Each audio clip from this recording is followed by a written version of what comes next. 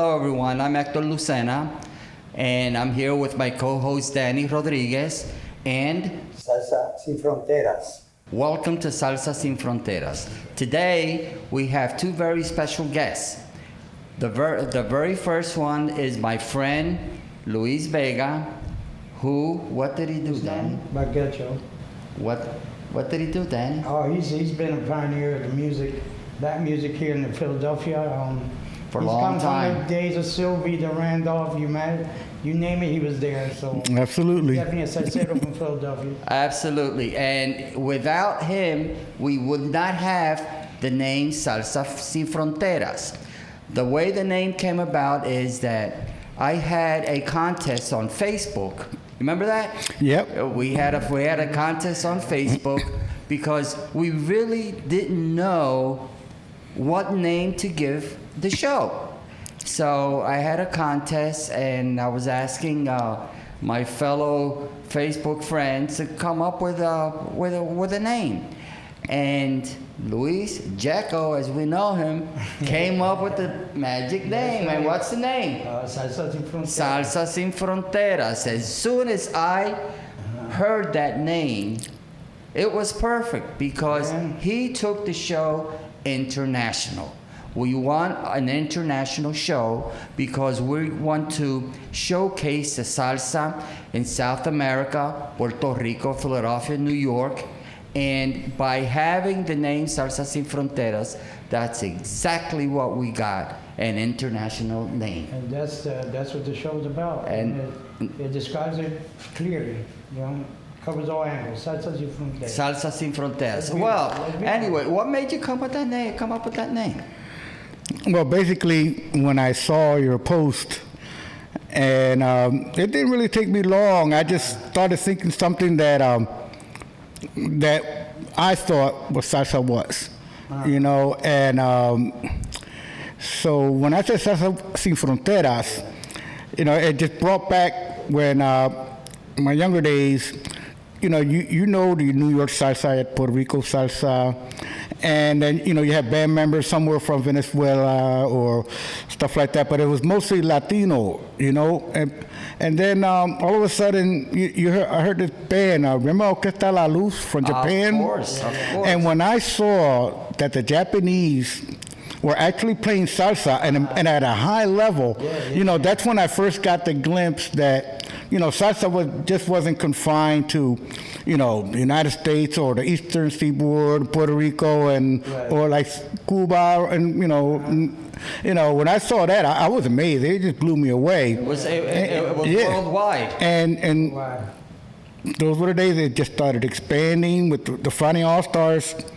Making all these tours, promoting all over the place. Go to Africa.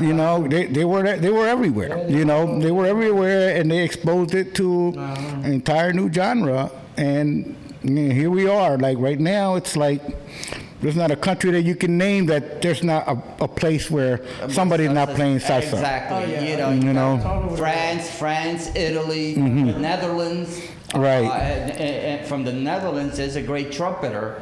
A girl by the name of Maite Ontele, who plays trumpet. Mm-hmm. Oh, she's from the Netherlands. She loved it so much that she moved to Medellin, Colombia, and she's got some wonderful, wonderful records. Well, anyway, as promised, you won the contest. The contest, yeah. So don't we have some? The grand prize. Don't we have something for you? Most definitely. Where is it?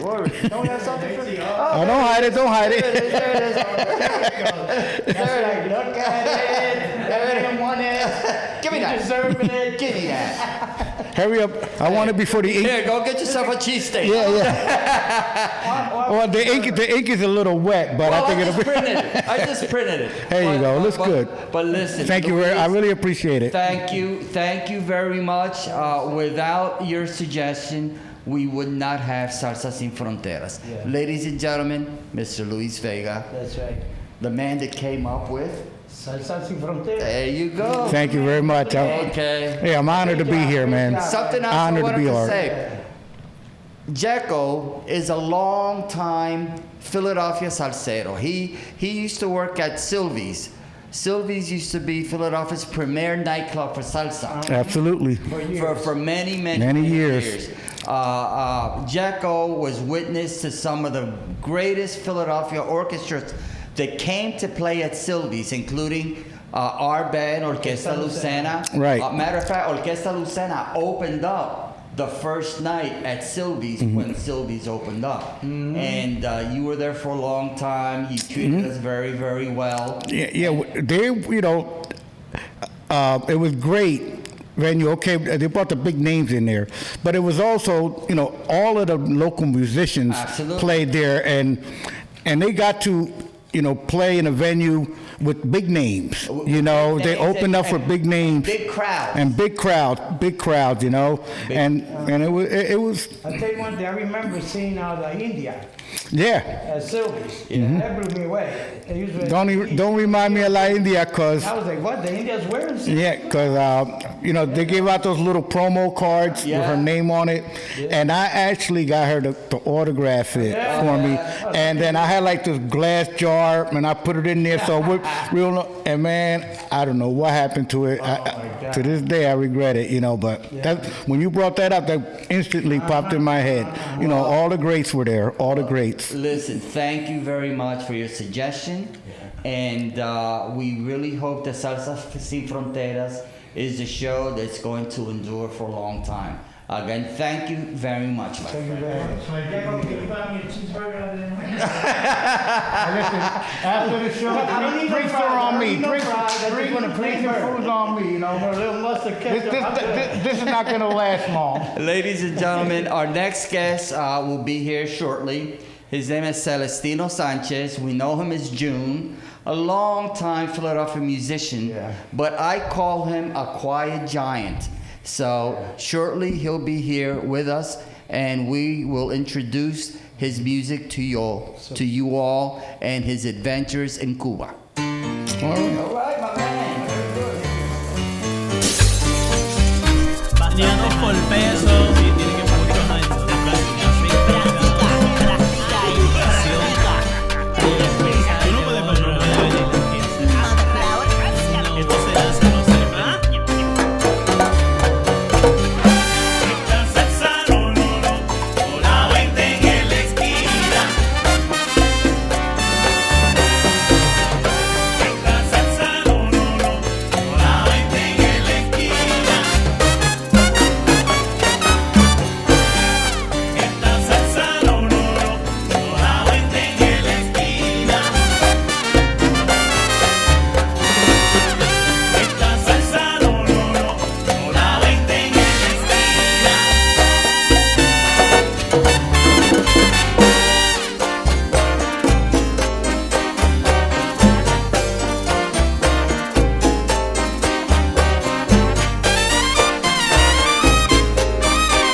No se vende, no se vende, no se vende en la esquina mi mula. Esta salsa no la venden en la esquina. Esta salsa no esta salsa no la venden en la esquina.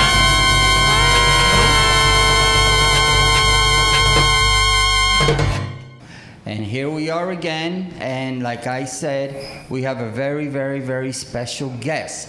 Someone that I've known for many, many, many years, and I call him a quiet giant in the music, Mr. Celestino Sanchez. We know him as June, from down the way.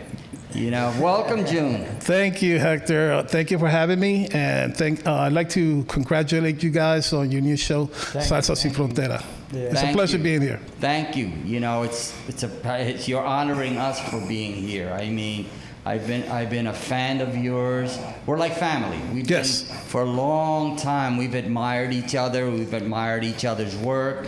I admired you when you used to lead your brother's band, the old Orquesta del Barrio. Yes. And now you've branched out on your own. He's done We've done some wonderful- great stuff. Thank you. But you had a heck of a journey, with the music. But what inspired you to get into music?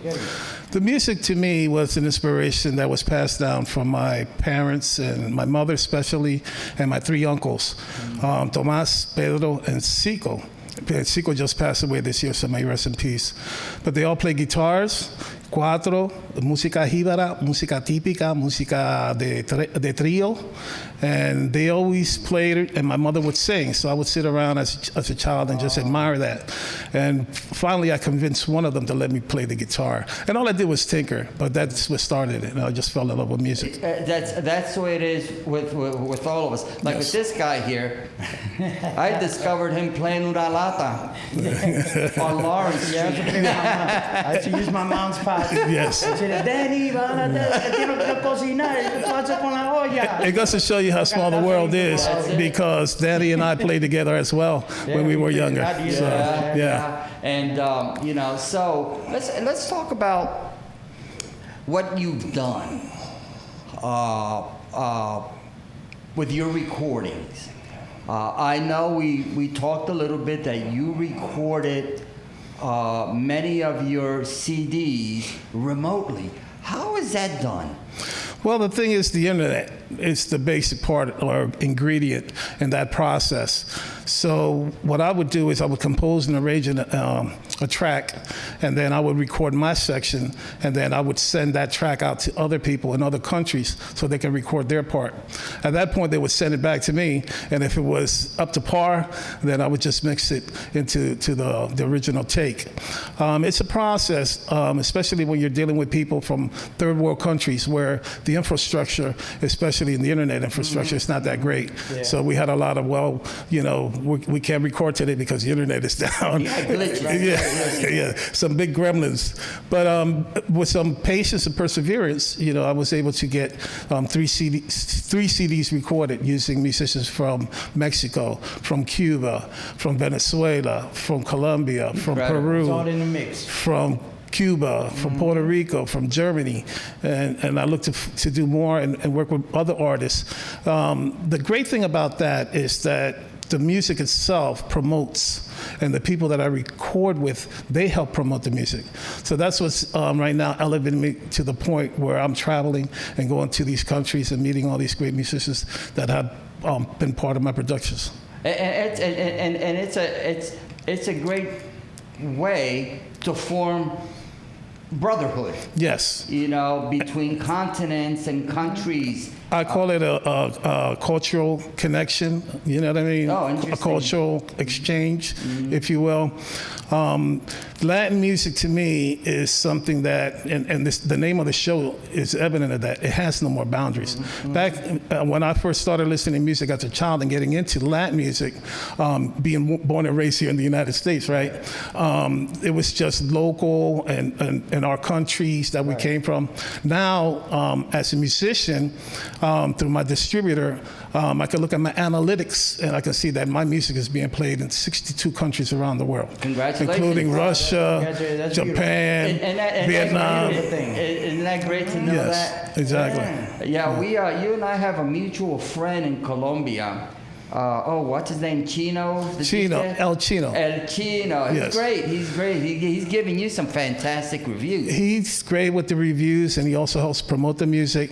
So any artist that I work with, like a lot of these people that are on these productions, they also have their own productions. I always steer him his way because he does spread that music around. Oh yeah, definitely. And he's good. If he doesn't like it, he won't write it. He won't say anything bad, but he just won't write a review. Right. If he doesn't think it's up to par, he'll say nothing about it. He won't say nothing. You ain't got nothing good to say, don't say Don't nothing. say nothing. Exactly. That makes sense to me. But then tell me about your adventures in Cuba. How did that come along? Well, that was something that was in the making for maybe 30 or 40 years. And Really? just to go back, when I first started playing with Orquesta Herencia, which Ricky Diaz, you were the bass player before I became the bass player of the band. Boy, we're talking about 45 years We're talking ago? over 40 years ago, exactly. 50 years ago. Easy. So I was about 17, 18 years old, and I remember we got hired by the USO to do a concert for the Cuban refugees that were sent at that time from Cuba. I remember Yes. during the boat lift. Yes, the boat lift, they called them the Marialitos. Los Marialitos. Because they were, they actually left from the port of Mariel in Cuba.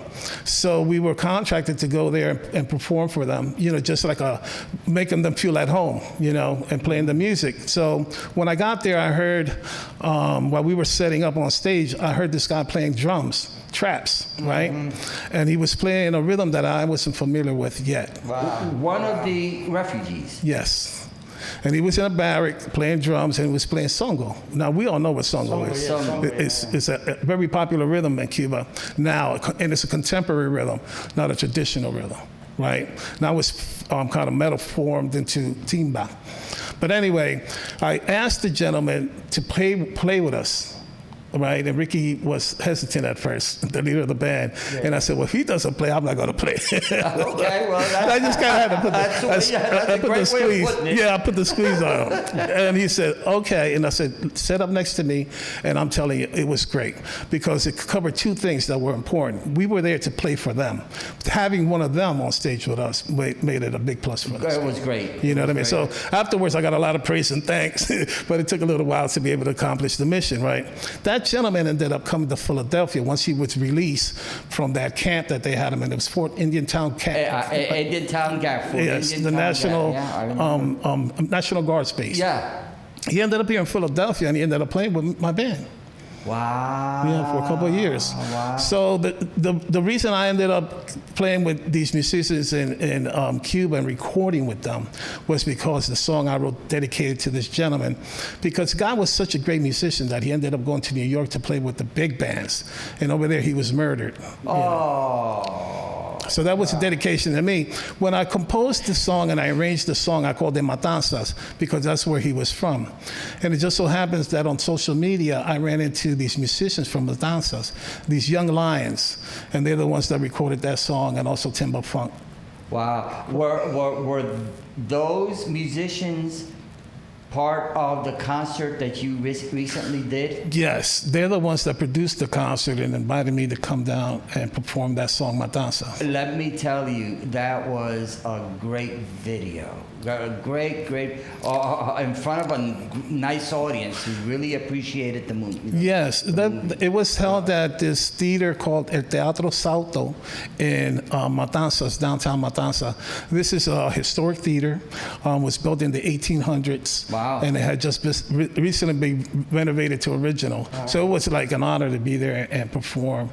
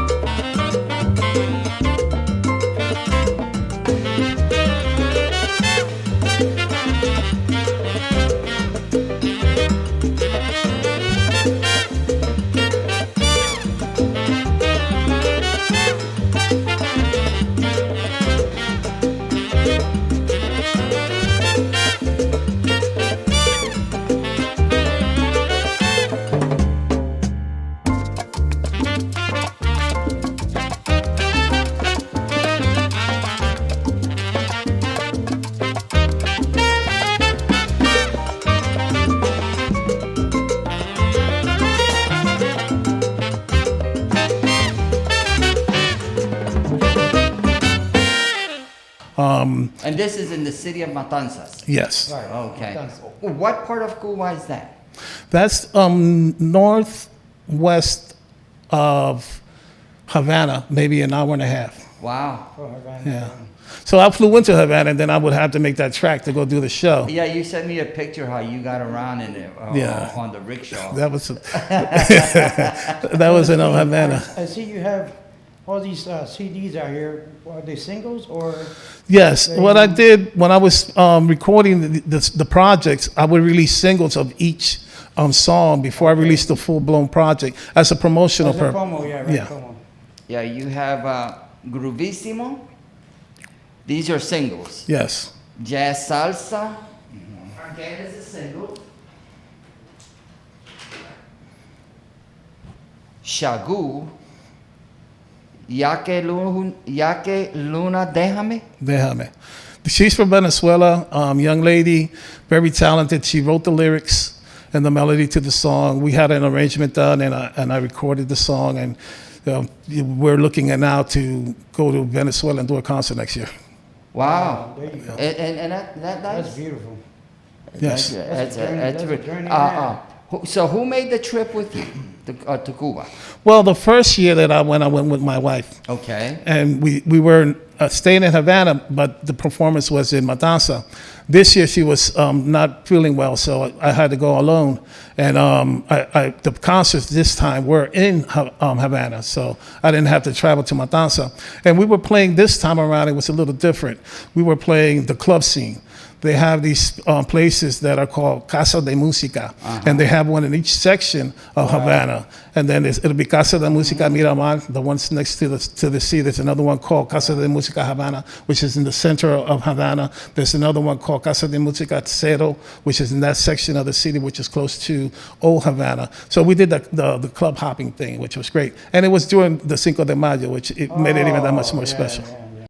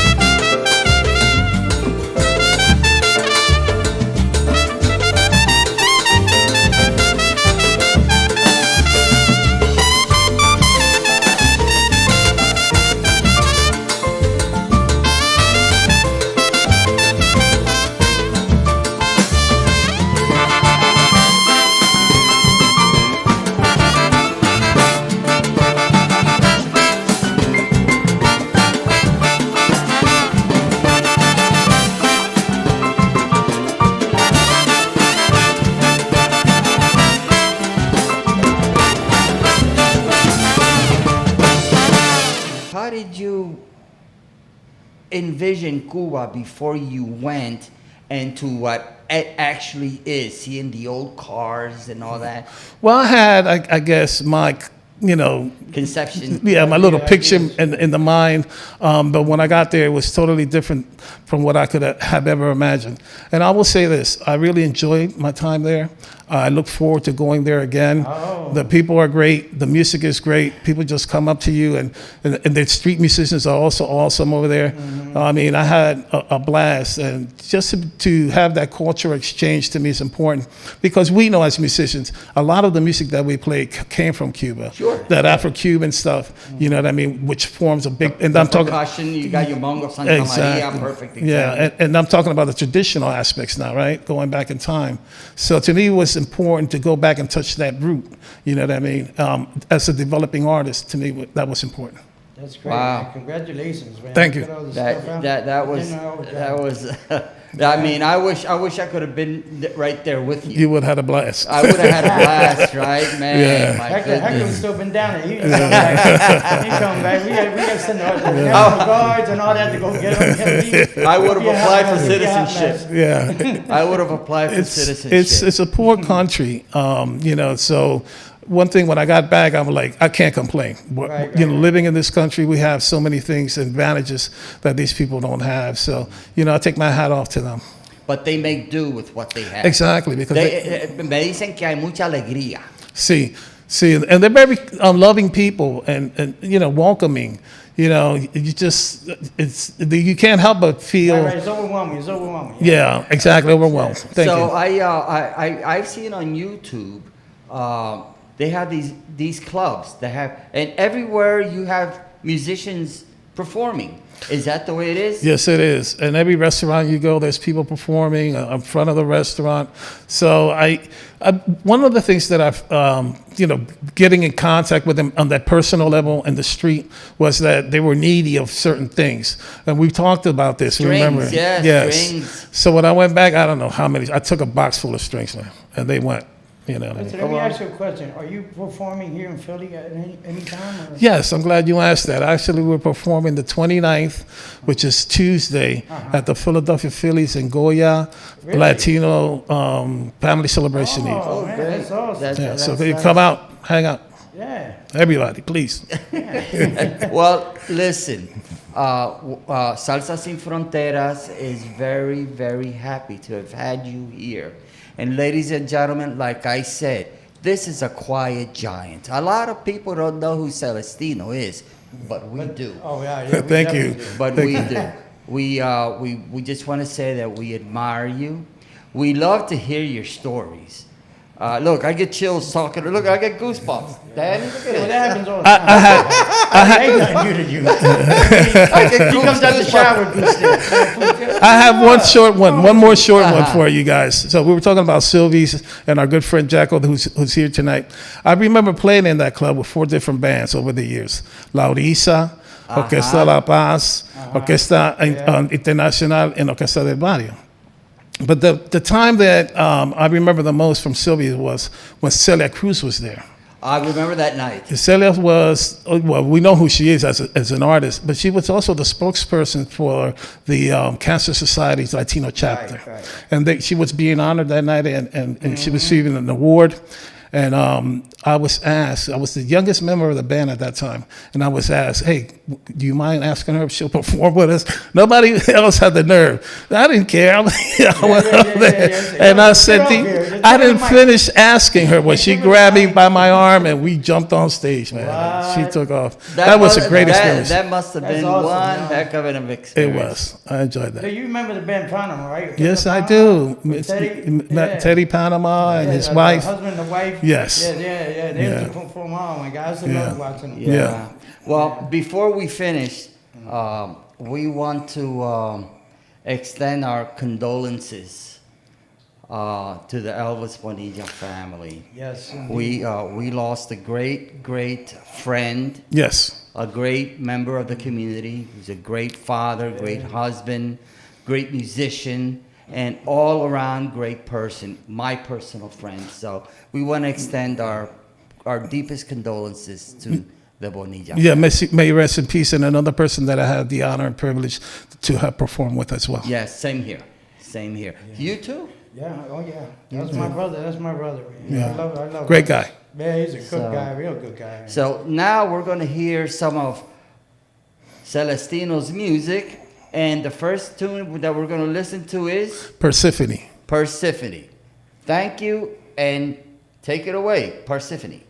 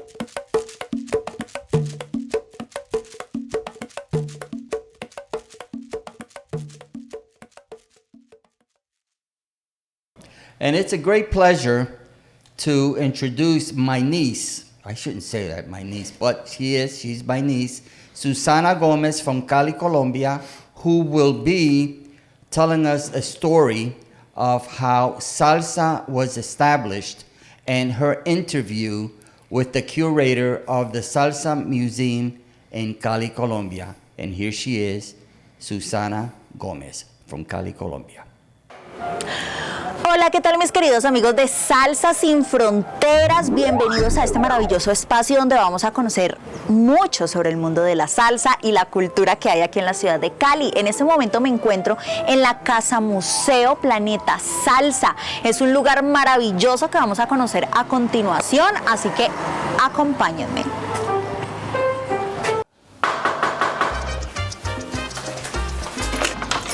Hola Susana, ¿cómo vas? Hola, Bienvenida. súper bien, ¿Cómo vas? muchísimas gracias. Bueno, bienvenida al Museo Planeta Salsa. No, aquí vas a dar un salto al vacío en la historia de la salsa y de la música popular bailable en Santiago de Cali. Me gustaría obviamente presentarles aquí al tremendo personaje Oscar Jaime Cardoso. Él es el creador de este lugar tan espectacular que ya vamos a conocer, y bienvenido a Salsa Sin Fronteras. Gracias a ti por la invitación. Bueno, este mural de fotografías tiene una característica especial, y es que todos los personajes, los grandes personajes que han pasado por el Museo Planeta Salsa, se han puesto las gafas que hemos institucionalizado como las gafas, las famosas gafas de Planeta Salsa. Son cerca de 300 fotografías, todos luciendo las gafas de Planeta Salsa. Pero fíjate que estas gafas son las gafas de piñata. Y mi hijo hace 15 años, Santiago, había estado en una fiesta y las gafas estaban por allí, tiradas en una mesa. Y llegó Andresito Biafara, el humilde, y se las puso y empezó a hacerme muecas. Y yo dije, semejante maestro. Yo, no, Andresito, espérate, y empecé a tomarle fotos. Y de ahí yo dije, bueno, todo el que venga aquí, que nos visitan desde siempre, artistas muy importantes, vamos a hacerle poner las gafas de Planeta Salsa, pero que haga muecas como hizo el maestro Andresito Biafara. Y en cuanto a los artistas, ellos, ¿cómo llegan acá? ¿Cómo se enteran de este lugar tan maravilloso? El voz a voz, invitación. Por varias formas. En primer lugar, pues porque yo hago programas de radio en la radio cultural, escribo en el periódico El País.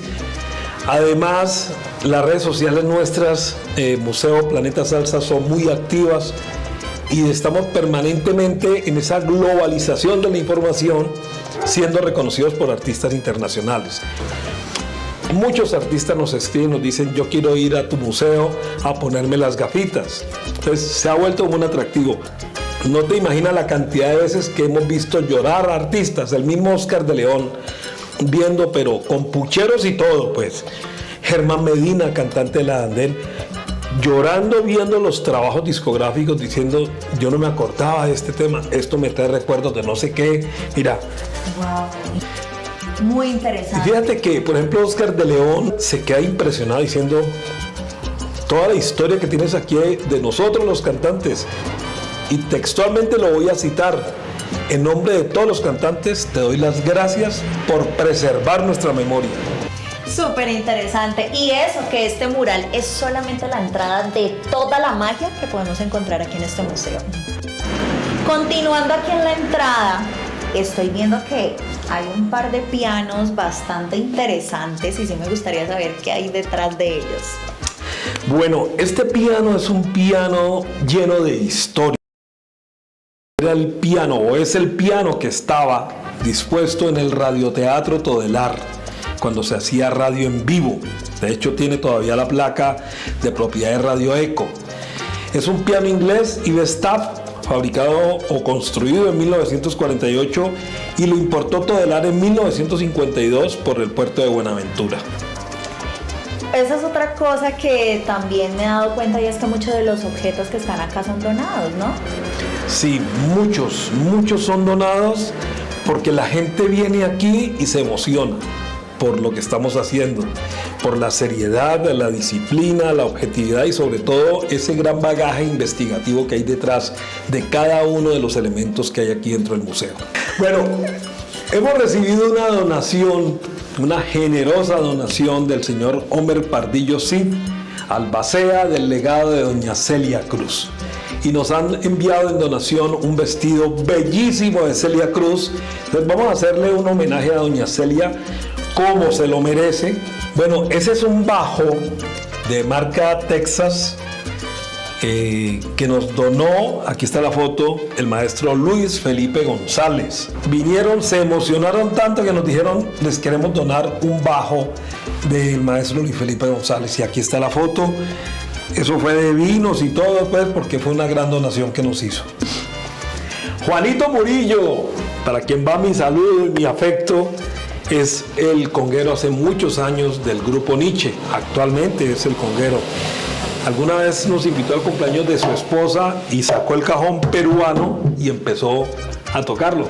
Y le dije yo, ese cajón quedaría muy lindo en el Museo Planeta Salsa. Y me dijo, te lo voy a donar. Veo una colección de guitarras por ahí atrás. Bueno, estas son guitarras, pues yo me salgo un poquito. Yo soy guitarrista, entonces siempre tenemos las guitarras, el tiple. Y hay veces me da por surunguearle y me pongo y las toco. Yo sé que tú, mi amor, no podrás olvidar los besos que te di en tu boca sensual. La, la, la, la, la, la, la, la.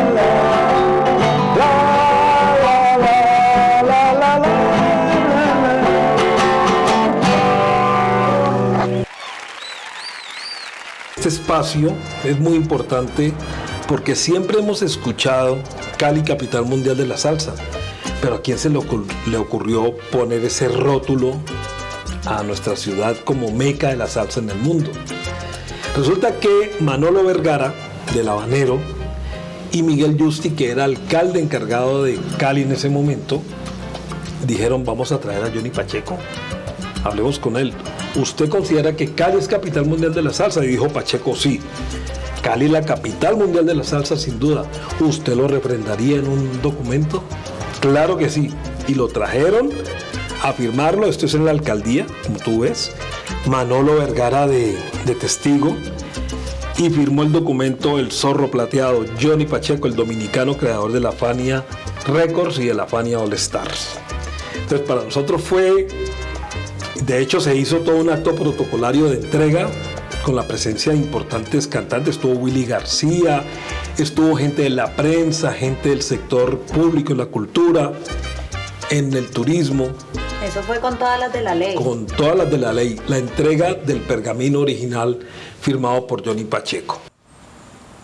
Aquí nos encontramos en otro espacio muy interesante, me llama mucho la atención, es lo organizadito, lo bonito que se ve todo.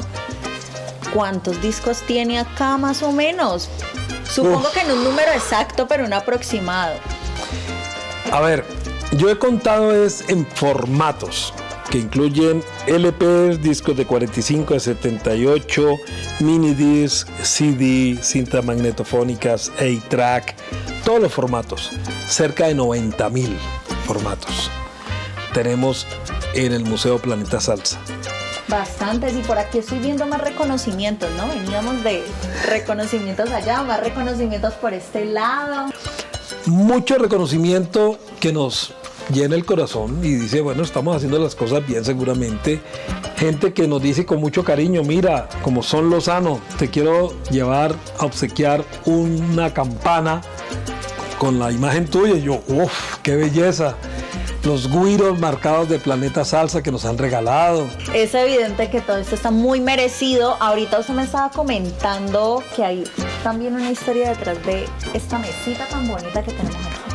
Bueno, esta mesa, y así es reconocida, por esa mesa han pasado cualquier cantidad de artistas, pero la adorna un juego de muebles que nos dio se llama el ornamentador de la salsa. Es un cantante salsero que tiene una empresa de forja y de ornamentación y nos donó estos asientos, igual que la vitrina donde vamos a tener el vestido de Celia Cruz. Dentro de la música cerca del 80% de todo lo que tenemos corresponde a ritmos afro-latino-caribeños, desde la salsa, la música antillana, el jazz, el latin jazz, el mismo bolero. Bueno, yo veo que en el museo lo que más abundan son los discos y por acá veo otro mural con más discos muy coloridos, muy llamativos. Todos estos discos suenan, como este de Kiss, el Picture Disc de Michael Jackson, La bendición papal de Juan Pablo II. Mira esta belleza de color, mira este color, por ejemplo. Eso estaba viendo. Es una hermosura. Tienen unos colores muy particulares, no son el típico vinilo negro que ya venimos conociendo. De hecho, estoy viendo unos por aquí que parecen ojos. La reacción de Oscar de León frente a este su Picture Disc, y afortunadamente lo tenía repetido y se lo regalé. Le regalé la copia. Me dijo, no sabe lo feliz que me haces. Qué interesante. Aquí parado. Wow, súper. Yo pensé que él lo tenía. Cuando lo vio, me dijo, uy, hacía años no veía este disco. Me acuerdo cuando empezó a contarme la historia. Y le dije, ¿y lo tienes? Me dijo, no lo tengo ni lo he podido conseguir. Le dije, pues ya lo tienes, vamos, ahorita te voy a mostrar de dónde se lo saqué. Aquí está condensada la historia de la salsa en Cali. La salsa llegó a Cali en 1968, en diciembre, en la feria número 9. Aquí está la boleta de entrada a la caseta panamericana cuando llegó la salsa a Cali, de la mano de Richie Ray y Bobby Cruz. Aquí está la boleta de la semana de enero a 10 pesos de entrada. Y aquí la ampliamos pues para que se pudiera ver bien. Pero el señor Henry Yanguas, que Dios lo tenga en su gloria, una vez vino y dijo, no, esto es una maravilla, yo te quiero regalar una agenda que tengo con una serie de recuerdos. Mira que está en papel de agenda, te lo voy a donar porque sé que le vas a dar muy buen uso. Yo en cualquier momento me muero y te lo voy a donar. Y mire la donación, por eso lo tenemos aquí a él. Jockey de Joncamonca, con Watusi y con Amparo Arrebato. Amparo Caicedo, la verdadera Amparo Arrebato, era la novia de Adam Sánchez, que era conocido como el Cucaracho. Y como era la novia, le decían la Cucaracha. Da las pruebas y evidencias suficientes para determinar que la verdadera Amparo Arrebato no era Amparo Ramos, sino Amparo Caicedo. Entonces, era la diferencia, que una trabajaba en la noche y la otra era simplemente bailadora. Y en cuanto a la novela que le hicieron a ella, ¿fue en base a cuál de las dos Amparo? Amparo Ramos. Amparo Ramos. Estas son las etiquetas que tenían las botellas de aguardiente y canecas en griles como el 2050, el San Nicolás, el Hotel Petecuy, Escalinata, Séptimo Cielo. Bueno, y llegamos a otro espacio de este maravilloso museo y es denominado como la joya de la corona. Sin duda, porque es que aquí está la historia discográfica de la primera mitad del siglo pasado. Discos a 78 revoluciones por minuto, como alguien los denominó alguna vez, los dinosaurios que aún suenan. Y lo mejor definitivamente es que el estado en que están es fenomenal. Aquí hay CDs de diferentes, todo esto es salsa. Si tú ves Rafi, Levi, ahora saca cualquiera, ahí no hay ninguno pirata. Porque una de las cosas que nosotros también desde siempre nos hemos impuesto es velar y proteger la propiedad intelectual y fonográfica de nuestros artistas. Es muy importante, nada de piratería. Hay que diferenciar en algo, ¿no? Una cosa son los piratas y otra cosa son los quemados. Por ejemplo, yo tengo muchos quemados, pero son archivos antiquísimos que nos intercambiamos entre coleccionistas. Vos tenés la primera versión grabada del himno nacional, la lira antioqueña, yo lo tengo en 78. Regálame una copia. Claro, se lo envío a Ley Martin de Barranquilla, por ejemplo. Se lo envié. Esos son quemados. Pero en el momento en que yo diga voy a sacar 200 y los voy a vender, eso ya son piratas. Dentro de las cuales hay joyas como esta, por ejemplo, que compré en Santiago de Cuba, con una cantidad de autógrafos. Mire, Nico Membiela, Lino Borges, Fernando Álvarez, Celeste Mendoza, Berta Dupín, y acá hay más, Orlando Vallejo. Por este lado estoy viendo unas maracas. Todas las maracas son donadas. Todas son donadas. Todas han sido donadas. Incluso ustedes recuerdan que en el centro uno ve un baterista tocando con una cantidad de tarros, ollas. Él se llama Teo Ramos. Y Teo me regaló estas maracas. Por aquí dice, en agradecimiento cuando hacíamos el encuentro en el Parque de la Música. La colección de gorras de la salsa, todos son salseras, Latina Estéreo, la Sonora Matancera, está autografiada por Jorge Maldonado. Cali es un vacilón de La Fuga, Juan Camartín, Amparo Arrebato, Pánico, el grupo Nietzsche, El Tierrero de Pucho, Tromboranga, Gio Llanos. También todas donadas. Todas son donadas, el sombrerito de Ray Olan y el sombrerito de Frankie Vázquez. Estos son los famosos plateros, así los conocíamos. Y en este platero, en toda casa había uno al lado de la radiola,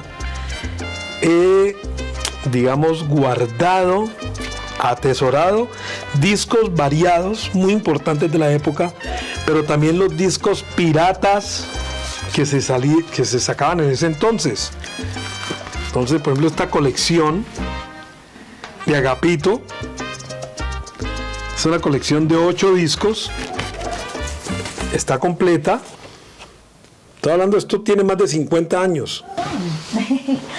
Antes de que entremos a la colección, mira la colección de gramófonos. ¡Qué bonitos! Son todos graciositos, todos lindos, todos tiernos. El perrito Nipper. ¿Por qué está el perrito parado al lado de la corneta del gramófono?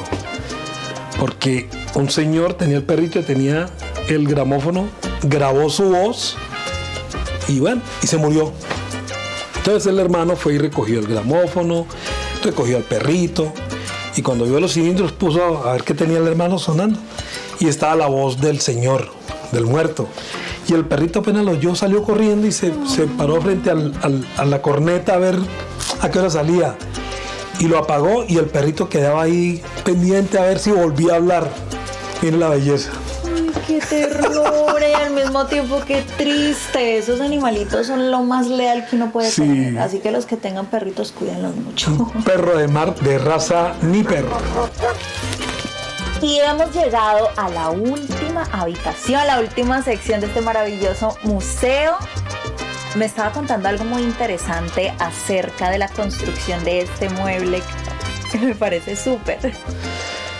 Bueno, siempre he dicho que la esposa normalmente es el peor enemigo del coleccionista. Porque siempre está, mi hijo, esos discos, mire usted siempre con esos discos. Dios me premió con una esposa que está siempre conmigo en el tema. Y cuando dijimos, todos estos discos estaban aquí apilados. Y me dijo, no, hagamos los muebles. Eso costaba un poco de plata. Y dijimos, vamos a hacerlos. Y empezamos a tomar las medidas, fuimos y nos cortaron. Y el puente del 6 de enero, ella y yo nos pusimos a trabajar todo el fin de semana y los hicimos. Yo te decía, nos quedaron súper bien hechos, igual que este mueble donde están los casetes. Súper bien hechos. Cuando sí. las cosas se hacen con amor y con dedicación, Sí. se nota muy lindo. Esa chaqueta llegó hace poco, pero tiene una historia más linda todavía. Vino una cantante salsera de Puerto Rico, Johanne Escobar, se llama Johanne la Salsera, y me dice allá en la oficina, no la había visto, me dice, no, yo llevo muchos años en esto, la gente decía que yo era la amante, que yo era la esposa, que yo era la amiga de Ralphie y Mercado, porque yo andaba con él para arriba y para abajo. Y le dije, ven, te voy a mostrar algo. Y le mostré, apenas le veo, se puso a llorar. Bueno, y hemos llegado al final de este maravilloso recorrido aquí en la Casa Museo Planeta Salsa. Muchísimas gracias por habernos recibido aquí en este espacio. Susana, muchas gracias. A José Calderón en la cámara, muchas gracias de verdad por tener en cuenta el Museo Planeta Salsa. Siempre, siempre, escuchen bien, siempre bienvenidos a su Museo Planeta Salsa. Bueno, ¿dónde queda ubicado el museo? Estamos en el barrio El Lido, al sur de la ciudad. Nos pueden seguir en todas las redes sociales por temas de seguridad. Se comunican con nosotros a través de las redes sociales, así Museo Planeta Salsa, Oscar Jaime Cardoso, y nos ponemos de acuerdo para que vengan y poder compartir con ustedes todo este acervo histórico y discográfico que tenemos aquí. Ya saben, entonces, si ustedes quieren tener un conocimiento más profundo sobre la historia que hay detrás de este museo, ya saben cómo tienen que hacer. Que estén muy bien. Thank you for being here with us. Salsa Sin Fronteras, along with Hector Lucena, the host, and me, Danny Rodriguez, co-host. Thank you for being here, and we'll see you next time. And next show will be the second part with Celestino Sanchez along with Leah Montalvo. Thank you for having me, and I look forward to that next show. It's going to be special. Yes. Thank you. See you later. Salsa Sin Fronteras.